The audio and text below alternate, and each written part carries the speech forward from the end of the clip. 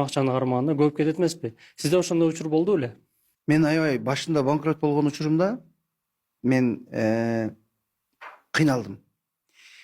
Көчөдө жатып, ыйладым, суточный квартираларда жүрдүм, ушунчалык аябай бир оор абалга түшүп кеттим.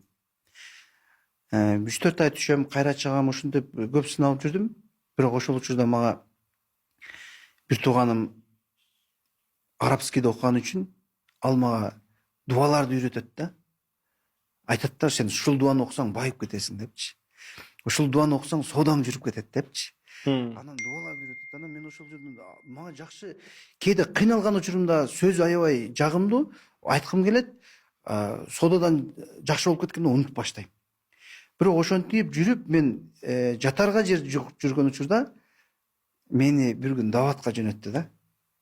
Бир тууган. 3 күн Даватка барып келгенден кийин мен айттым, мен кайра барам дедим. Анан кайра да барып келдим Даватка. Максат ал жак арзан экен негизи, көчөдө жаткандан көрө. 50 сом 3 күн жашап келесиң. Даваттын берекеси ушунда болчу да. 50 сомго башында 2000 жылдары Даватка чыксаң 50 сомго эле чыгат элең 3 күнгө. Мындай көчөдө калгандан көрө Даватка келип. Ооба, суточныйга барсаң 10 сомдон жатасың. Курсагың тойгош керек да. Жетпейт да. Мен анан кайра Даватка кеттим.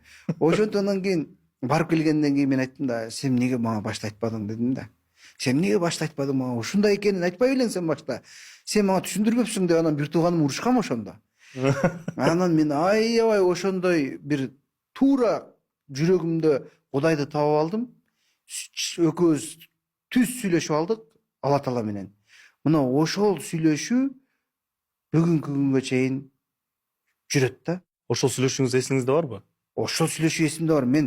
Мен ошол биринчи кайсыл мечитке барганым да эсимде бар. Кайсыл киши мага амир сап болгону да эсимде бар да. Мен ушунчалык бир аябай туура жолго багыттап буруп койгон экен. Мен ошондо бир чекит койгонмун. Мына ошол мени кийин жолдон бузбады. Мени чоң акчада кыйнап койгон жок да. Себеби ага чейинки кыйынчылыктарды билдим. Андан кийинки бүт бардык нерсе Алла Таала аркылуу болуп атат. Ал көрүп турат, ал байкап турат. Ушул нерселер мени бүгүн деле үстүдөн мынтип кармап, бирөө кармап тургандай эле кармап турат. Эгер могу дуа жөнүндө айтып кетсеңиз, дуаңызды айтып кетсеңиз, дуаны айтып анан сүйлөшкөндө мен конкретно кантип сүйлөштүңүз, сөздөрүңүз анткени мен билем, азыр бирөө көрүп отурат да, ушундай элечи, оор абалда. Анан ага да кызыктуу да, кайсы дуаны айтсам, анан кантип сүйлөшүшүм керек Алла менен. Мен да ишим оңой болуп кетиши үчүн. Мен деле мындай маанисин түшүнбөдүм да, бирок ал мага айтып атат да, жазып берген. Мен эстеп алам. Ош базардын башында отуруп алып жаттап атам да ошол дуанычы. Кагаз кармалып. Кагаз кармалып жаттап атам да. Аллахумма антал гани дейт экен да. Аллахым сен байсың дейт да.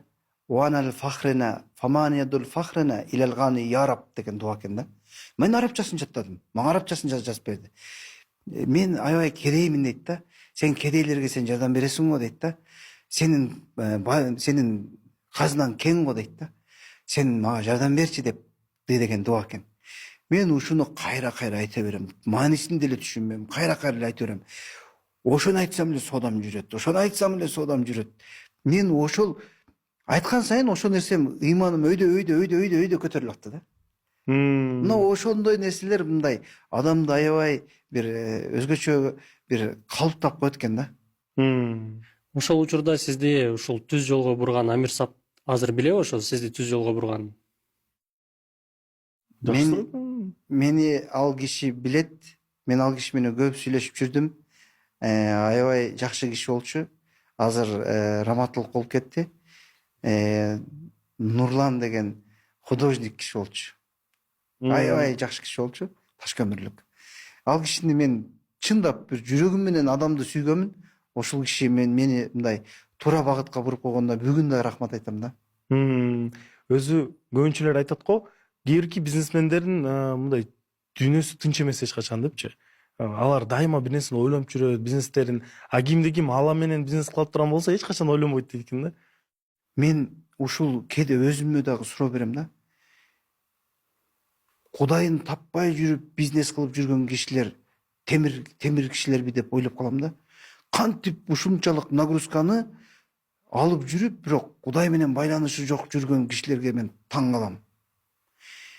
Биз кичине болсо эле тобокелчилик, Кудайга салып коюу, же болбосо Кудайга ишенип коюу, Кудайдан суроо, ушул маселелер бизди көп стресстен арылтат да, сактайт да.